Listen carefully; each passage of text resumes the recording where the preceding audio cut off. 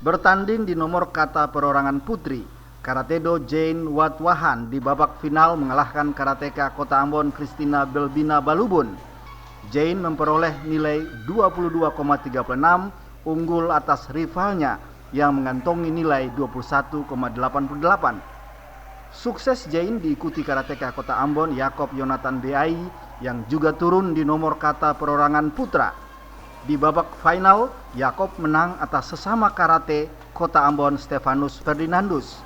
Penjabat Bupati Kepulauan Tanimbar Daniel Indey yang juga menyaksikan laga final di Sportol Karangpanjang Ambon merasa bangga dengan medali emas pertama yang disumbangkan pada cabur karate.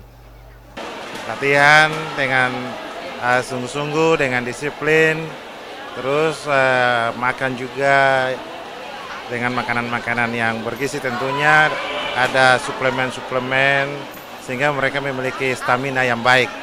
Stamina, dan tadi dalam laga tadi terlihat bahwa Jane itu memang tampilnya sangat prima sehingga kami optimis tadi waktu sementara berlaga tadi kami sangat optimis bahwa dia dapat emas dan itu terbukti.